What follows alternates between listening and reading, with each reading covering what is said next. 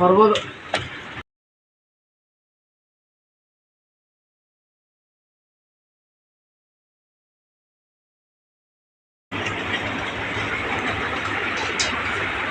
ಎರಡು ಒಂದು ವರ್ಷ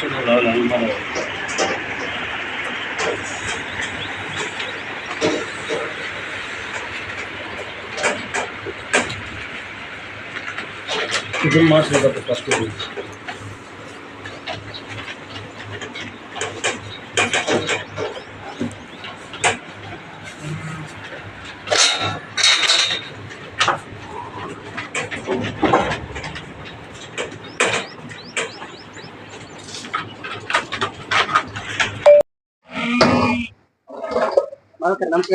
ನಮಸ್ತೆ ರೀ. ನಮ್ಮ ಹೆಸರು ಸಿದ್ದಪ್ಪ ಅಂತ ಹೇಳಿ. ಊರು ತಕ್ಕಲಕೋಟೆ, ನಮ್ದು ಸ್ವರೂಪ ತಾಲೂಕು, ಬಳ್ಳಾರಿ ಡಿಸ್ಟಿಕ್. ನಮ್ಮ ಹತ್ರ ಈಗ 52 ಇದಾವೆ ಟೋಟಲ್ ಎಲ್ಲ. ನಮ್ಮ ಹತ್ರ ಎಲ್ಲ ಕೆಂಗೂರು ಇದಾವೆ, ಒಂದೆರಡು ಓತಿದಾವೆ, ಒಂದು ಆಡ್ ಮರಿ ಇದೆ, ಉಳಿದು ಕುರಿ ಇದಾವೆ. ಎಲ್ಲ ಓಸ್ ಕೆಂಗೂರಿನೆಲ್ಲ ಟೋಟಲ್. ಮಿಕ್ಸಿಂಗ್, ಇದರಿಂದ ಸೆಟ್ ಬೇರೆ ಐತಿ, ಇದರಿಂದ ಸೆಟ್ ಬೇರೆ ಐತಿ. ಇವೆಲ್ಲ ಹೆಣ್ಣು, ಇವೆಲ್ಲ ಓಸು ಕುರಿ. ಒಂದೊಂದು ಕಾನೇನ, ಒಂದೊಂದಕ್ಕೆ ಎರಡು, ಅದರಲ್ಲಿ ಹೆಣ್ಣು ಇದಾವೆ, ಎಲ್ಲ ಎರಡು ಕಡೆ ಗಂಡು ಇದೆ. ಹೆಣ್ಣು ಇವು ನಾವು 30 ಅದಾವ ಇವು. ಇವು 22 ಅದಾವ, 24 ಅದಾವ ಟೋಟಲ್ ಎಲ್ಲ ಇವು. ಇದು ಸಿಂಧನೂರು ಸಂತೆಯಲ್ಲಿ ತಗೊಂಬಂದಿನಿ. ಸಿಂಧನೂರಲ್ಲಿ. ಇದು 2ನೇ ವರ್ಷ, ಈಗ 1 ವರ್ಷ ಕಂಪ್ಲೀಟ್ ಆಯ್ತು. ಇದು 2ನೇ ವರ್ಷ.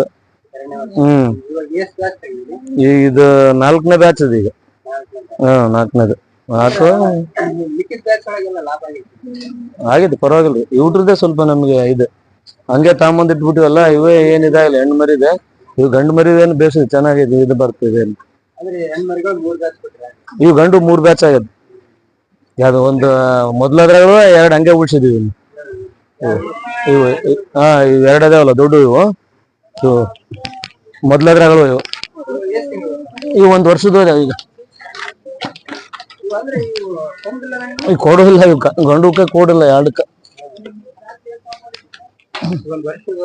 1 ವರ್ಷದ ಅಲ್ಲ ಹಾಕಿದಾವ ಈಗ. ಇವು ಬಕ್ರಿ ಕೊಡೋಣ ಅಂತ ಅನ್ಕೊಂಡಿದೀನಿ. ಬಕ್ರಿ ಹಬ್ಬಕ್ಕೆ ಕೊಡೋಣ ಅನ್ಕೊಂಡಿದ್ದೀವಿ. ಅಲ್ಲಿ ಮಾಡಿದಾವ ಈಗ. ಇದು ಅಲ್ಲ ಹಾಕಿದೆ, ಅದು ಅಲ್ಲ ಹಾಕಿತ್ತು.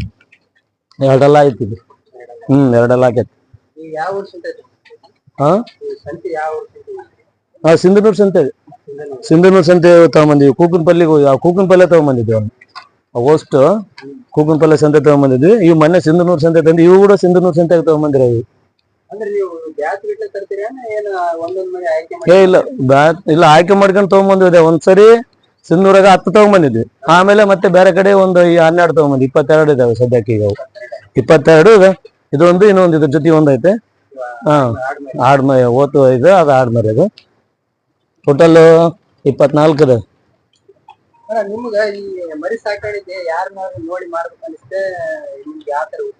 ಇಲ್ಲ, ನೋಡಿ ಯೂಟ್ಯೂಬ್ನಾಗ ನೋಡಿ ಮಾಡ್ಬೇಕಂತೇಳಿ ಇದು ಮಾಡಿದ್ವಿ. ಯೂಟ್ಯೂಬ್ನಾಗ ನೋಡಿ ಮಾಡ್ಬೇಕಂತೇನ ಪ್ಲಾನ್ ಮಾಡಿ ಮಾಡಕತ್ತಿದ್ವಿ. ಹೌದೌದು. ಇಲ್ಲ, ಮೊದ್ಲೇ ಹೈಟೆಕ್ ಶೆಡ್ ಮಾಡೋಣ ಅಂತೇಳಿ ಇದೊಂದು ಕನಸು ನಮ್ದು. ಮಾಡಿದ್ವಿ, ಲೋನ್ ಮಾಡ್ಸೋಣ ಅಂತೇಳಿ ಮಾಡಿದ್ವಿ. ಲೋನ್ ಆಗಿಲ್ಲ, ಇನ್ನ ಹಾಕಿದ್ವಿ. NML ಸ್ಕೀಮ್ನಾಗ ಹಾಕಿದ್ವಿ. ಆಗಿಲ್ಲ, ಆಗ್ತದೆ ಅಂತ ಅದೇ ಭರವಸೆ ಮೇಲೆ ಇದೀವಿ.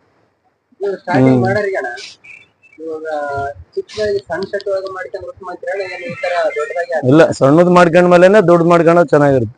ಸುಮ್ನೆ ಅಷ್ಟೊಂದು ಕಾಸ್ಟ್ಲಿ ಮಾಡಿ ಕಷ್ಟ ಅನಿಸ್ತದೆ ಸ್ವಲ್ಪ. ಮರಿ ಮೇಲೆ ಮಾಡಿದ್ರನ್ನ ಏನಾದ್ರು ಲಾಭ ತೆಗೆದು ಮತ್ತೆ ಮಾಡ್ಕೋಬಹುದು. ನಾ ಶೆಡ್ ಮ್ಯಾಗ ಇನ್ವೆಸ್ಟ್ಮೆಂಟ್ ಮಾಡಿದ್ರೆ ಏನ್ ಬರುತ್ತೆ ಹೇಳೋದು? ಸುಮ್ನೆ ಇದು ಅಷ್ಟು ಇದು ಇರಂಗಿಲ್ಲ.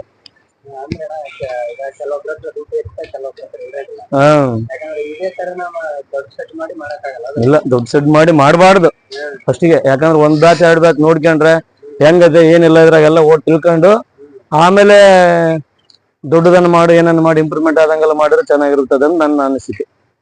ಇವಾಗ ಯೂಟ್ಯೂಬ್ ನಾಗ ನೋಡ್ತೀರಣ್ಣ, ಯೂಟ್ಯೂಬ್ ನಲ್ಲಿ ನೋಡಿ ಅನುಭವಕ್ಕೂ ಇವಾಗ ಸ್ವಂತ ನೀವೇ ಅದ್ರೊಳಗೆ ಇಳಿದು ಮಾಡೋದು. ಫಸ್ಟ್ನೇ ಬ್ಯಾಚ್ ಸ್ವಲ್ಪ ಲಾಸ್ ಮಾಡ್ಕೊಂಡ್ವಿ ಫಸ್ಟ್ನೇ ಬ್ಯಾಚ್, ಯಾಕಂದ್ರೆ ಅದು ನಮ್ಗೆ ಯಾವ ತರ ಮಾಡ್ಬೇಕು ಯಾವ ತರ ಇಲ್ಲ ಅನ್ನೋದು ಅಷ್ಟು ಅನುಭವ ಇದ್ದಿಲ್ಲ ನಮಗೆ.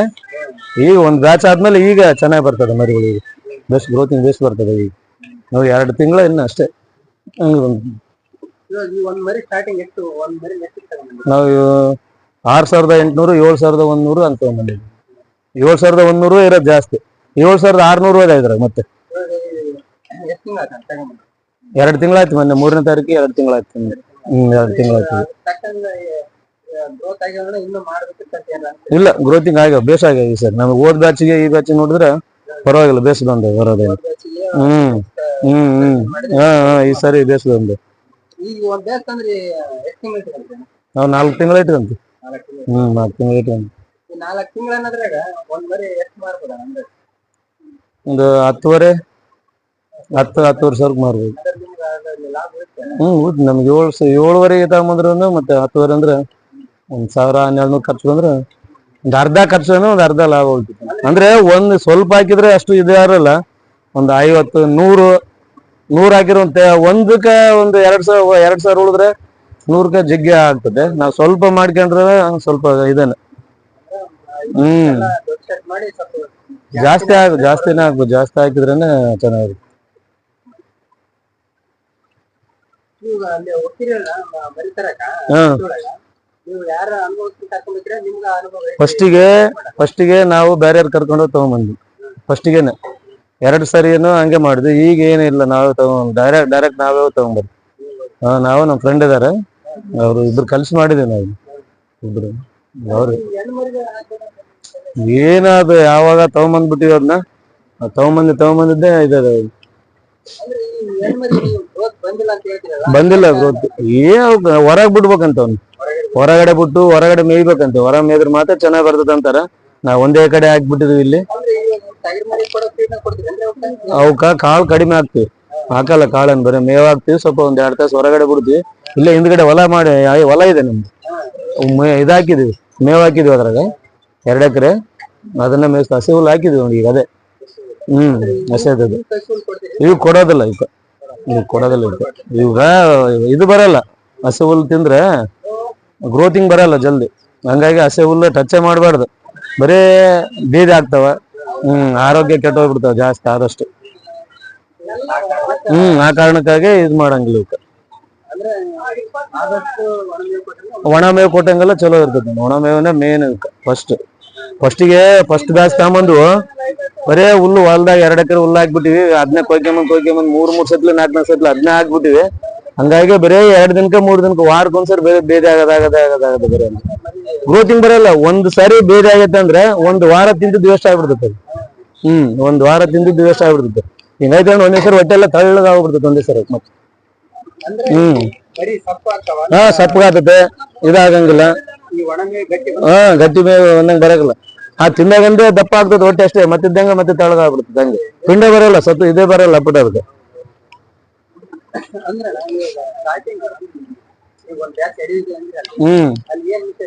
ಅದೇ ಹಸಿ ಹುಲ್ ಮೇಯಿಸಿ ಆಮೇಲೆ ಫಸ್ಟ್ಗೆ ಸ್ಟಾರ್ಟಿಂಗ್ಗೆ ನಮ್ಗೆ ಅಷ್ಟು ಅನುಭವ ಇಲ್ಲ. ಆಮೇಲೆ ಏನ್ ಮಾಡಿದ್ವಿ, ಒಣದು ಏನು ಸ್ಟಾಕ್ ಮಾಡಿದ್ದಿಲ್ಲ ನಾವು. ಒಣ ಒಟ್ಟು ಗಿಟ್ಟು ಅದೆಲ್ಲ ಏನು ಸ್ಟಾಕ್ ಮಾಡಿಲ್ಲ. ಫಸ್ಟ್ ಸ್ಟಾರ್ಟಿಂಗ್ ಮಾಡಿದಾಗ ಜೂನ್ ತಿಂಗಳ ಮಾಡಿದ್ವಿ. ಇದೇ ಟೈಮ್ ಜೂನ್ಯಾಗ ಮಾಡಿದ್ವಿ. ಅವಾಗ ಏನು ಯಾವ ಒಣ ಫೀಡ್ ಏನು ಸಿಗಲ್ಲ ನಮಗೆ ಬೇಕಂದಾಗ. ಹಂಗಾಗಿ ಹಸೆದು ಇತ್ತು ಜಗ್ಗಿ, ಅದನ್ನೇ ಜಗ್ಗಿ ಮೇಯಿಸಿ ಇದು ಮಾಡಿದ್ವಿ ಸ್ವಲ್ಪ. ಅವಾಗ ಈಗ ಚೆನ್ನಾಗಿ ಎಲ್ಲ ವಸ್ತು ಎಲ್ಲ ಇದು ಕಡ್ಲೆ ಒಟ್ಟಿದೆ, ತೊಗರಿ ಒಟ್ಟಿದೆ, ಆಮೇಲೆ ಅಲಸಂದಿ ಒಟ್ಟಿದೆ. ಇದು ಕಡ್ಲೆದು, ಇದು ಕಡ್ಲೆ ಒಟ್ಟಿದೆ, ತೊಗರಿ ಒಟ್ಟನು ಐತೆ, ಅಲಸಂದಿದು ಐತೆ. 2 ಸರಿ ಫೀಡ್ ಕೊಡ್ತೀವಿ, ಬೆಳಿಗ್ಗೆ ಒಂದ್ಸರಿ, ಸಾಯಂಕಾಲ ಒಂದ್ಸರಿ. 3-4 ನಮೂನೆ ಐತೆ. ಶೇಂಗಾ ಒಟ್ಟಿತ್ತು, ಖಾಲಿ ಆಯ್ತು ಶೇಂಗಾ. ತೊಗರಿ, ಇದು ಕಡ್ಲೆದು, ಅಲಸಂದಿ ಒಟ್ಟೈತೆ. ಆಮೇಲೆ ಸೊಪ್ಪೆದು ಒಂದು ಇದು ಮಾಡಿ ಹಾಕಿ, ಒಂದು ಬಣೆ ಹಾಕಿದೀವಲ್ಲ, ಮಿಷಿನಿಗೆ ಹಾಕಿ ಕೆಳಗಡೆ ಹಾಕಿದ್ವಿ ಅಷ್ಟು. ಅದನ್ನ ತಿಂತ ಒಂದ್ಸರಿ ಅದನ್ನ ಕೊಡ್ತೀವಿ. ಒಂದ್ಸರಿ ಕೊಟ್ಟಿದ್ದು ಒಂದ್ಸರಿ ಕೊಡಂಗಿಲ್ಲ, ಎಲ್ಲ ಬೇರೆ ಬೇರೆ ಬೇರೆ ಕೊಡ್ತೀವಿ. ಕಟ್ ಮಾಡಿ ಅಲ್ಲ ಇದು ಕೆಳಗಡೆ ಐತಿ, ಪುಡಿ ಮಾಡಿ ಎಲ್ಲ ಅಷ್ಟು ಇದು ಮಾಡಿಟ್ಟಿವಿ.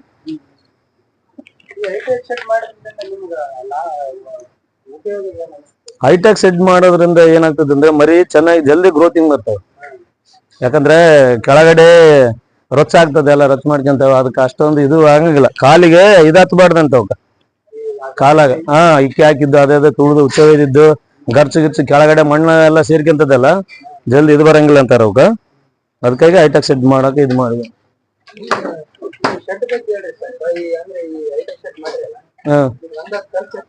ಖರ್ಚು ಒಂದು 7-7.5 ಲಕ್ಷ ಬಂದೈತೆ ನಮ್ಗೆ. ಎಲ್ಲ ಓಟ್ ರೆಡಿ, ಮ್ಯಾಟ್ ಗೀಟ್ ಎಲ್ಲ ಅಷ್ಟು ರೆಡಿ ಮಾಡಕತ್ತಿಗೆಲ್ಲ. ಇದು 35-25 ಅಗಲ 25.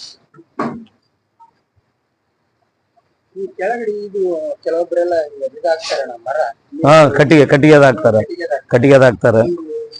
ಆಗ್ಬೋದು, ಕಟ್ಟಿಗೆದನ್ ಆಗ್ಬೋದು, ಇದನ್ನ ಆಗ್ಬೋದು, ಏನು ಪ್ರಾಬ್ಲಮ್ ಏನಿಲ್ಲ. ಕಟ್ಟಿಗೆದ ಹಾಕೋದಕ್ಕ ಕಡಿಮೆ ಖರ್ಚು ಬರುತ್ತೆ. ಕಟ್ಟಿಗೆದಾಗ ನಾವಲ್ಲಿ ಸ್ವಲ್ಪ ಹೊರಗಡೆ ಹಾಕಿದೀವಲ್ಲ, ಸ್ವಲ್ಪ ಕಡಿಮೆ ಬಿತ್ತದು ಹೊರಗಡೆ, ಅದಷ್ಟೊಂದು ಕಟ್ಟಿಗೆದ ಹಾಕಿದೀವಿ, ಕಡಿಮೆ ಬರ್ತದೆ ಅದಕ್ಕೆ. ಆದ್ರೆ ಅದು ದಿನಗಳು ಕಳೆದಂಗೆಲ್ಲ ಹಸಿ ಕಟ್ಟಿಗೆ ಹಾಕಿದ್ರ ಅಗಲ ಆಗ್ತದೆ. ಅದು ಕಾಲು ಗೊಚ್ಚು ಸಿಗಿ ಬೀಳೋ ಚಾನ್ಸಸ್ ಜಾಸ್ತಿ ಇರ್ತದೆ ಅದ್ರಾಗ. ಕಾಲು ಗರ್ಚು ಇದ್ರ ಏನೈತಲ್ಲ, ಇದ್ರಾಗ ಗೊಚ್ಚ ಕಟ್ಟಿಗೆದು ಅಗಲ ಆಗ್ಬಿಡ್ತದೆ. ಪೂರ್ತಿ ಪಟ್ಟಿಗಳೆಲ್ಲ ಕಟ್ ಮಾಡಿಸಿಟ್ಟು ಡ್ರೈ ಆಗ್ಬೇಕು. ಫಸ್ಟ್ ಡ್ರೈ ಆದ್ಮೇಲೆ ಹಾಕಿದ್ರೆ ಏನಾಗಲ್ಲ ಅದಕ್ಕ. ದಿನ ಓಡಾಡಿದಂಗೆಲ್ಲ ಬಿಸಿಲಿಗೆ ಈಟಾಗಿ ಅಗಲ ಬಿಡ್ತದೆ. ಟಾನಿಕ್, ಲಿವರ್ ಟಾನಿಕ್ ಹಾಕ್ತಿವಿ 10 ದಿನಕ್ಕೆ ಒಂದ್ಸರಿ. ಲಿವರ್ ಹಾಕ್ತೀವಿ, ಅಲ್ಲೇ ಐತಿ ಲಿವರ್, ಅಲ್ಲೇ ಐತಿ ಲಿವರ್ ಟಾನಿಕ್ ಹಾಕ್ತೀವಿ.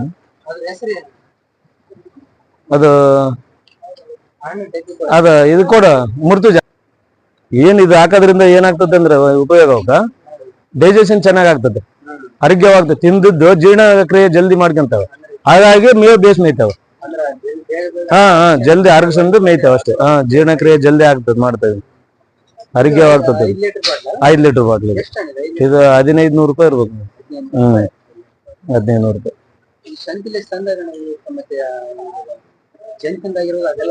ಜಂತಿ ಫಸ್ಟಿಗೆ ಸಂತೆಗಳಿಂದ ತಂದ ಮೇಲೆ ಒಂದು 8 ದಿವಸ ಬಿಟ್ಟು ಆಮೇಲೆ ಜಂತಿಂದ ಹಾಕಿದ್ವಿ. ಜಂತ ಹಾಕಿದ್ಮೇಲೆ ಈಗ ಮೊನ್ನೆ PPR ಮಾಡಿಸಿದ್ವಿ. ಈಗ ಮತ್ತೆ ಈಗ ಇದು ಹಾಕ್ಬೇಕು ಇದಕ್ಕ.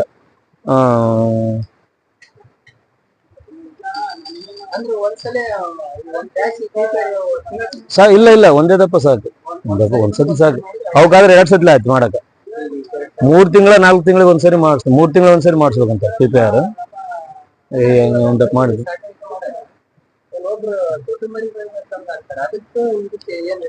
ದೊಡ್ಡ ಮರಿನ ತಂದು ಹಾಕ್ಬೋದು ಬಿಡು, ಏನು ಇದಿಲ್ಲ. ಅವ್ರು ತಂದಿದಾರಲ್ಲ ಈಗ ನೋಡಿ, ಅದು ಚೆನ್ನಾಗಿರ್ತದೆ. ಅದು ಕೂಡ ಕಾಸ್ಟ್ಲಿ ಆಗ್ತಾವ.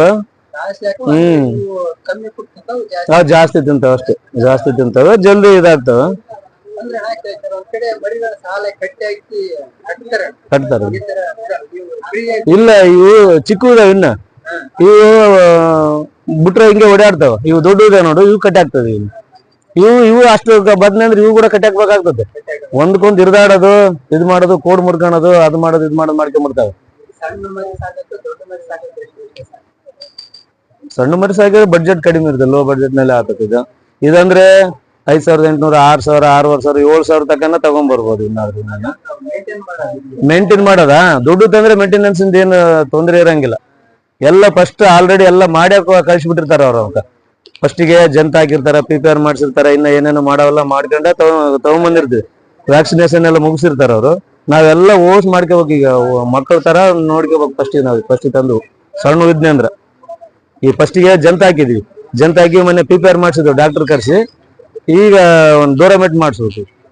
ಡೋರಮೆಟ್ ನಿನ್ನೆ ಇವತ್ತು ಬರ್ತಂದ್ರೆ ಆಯ್ತವ್ರು ಬಂದಿಲ್ಲ, ನಾಳೆ ನಾಡಿದ್ದು ಬಂದ್ರೆ ಡೋರಮೆಟ್ ಮಾಡಿಸ್ಬೇಕು.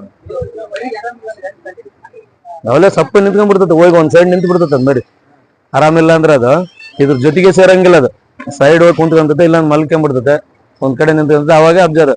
ಇಲ್ಲಾಂದ್ರೆ ಬೆಳಿಗ್ಗೆ ಕಾಳಾಗ್ದೆ ಕೈ ತಿಂಡಿ ಕೊಟ್ಟಾಗ ಅವಾಗ ಕ್ಲಿಯರ್ ಗೊತ್ತಾಗ್ಬಿಡ್ತದೆ. ಅದು ಯಾವ ತಿಂತದೆ ಯಾವ ತಿನ್ನೋದಿಲ್ಲ ಅನ್ನೋದು ಅಬ್ಸರ್ವೇಷನ್ ಮಾಡಿದ್ರ ಇದಕ್ಕೆ ಆರಾಮೈತೆ ಆರಾಮಿಲ್ಲ ಅನ್ನೋದು ಗೊತ್ತಾಗ್ತದೆ ಬೆಳಿಗ್ಗೆ.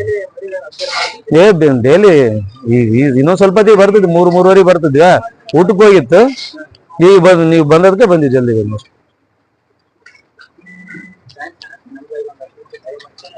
ಆಯ್ತು ಸರ್, ಒಳ್ಳೇದು. ನೀವು ಅಲ್ಲಿಂದ ನಿಮ್ಗೆ ಕೆಲ್ಸ ಬಿಟ್ಟು ಬಂದಿದ್ರಿ, ನಮ್ಮ ಚೀಲ ಅಷ್ಟನ್ನ ಮಾಡ್ಲದ್ರೆ ಆಗ ನೀವು.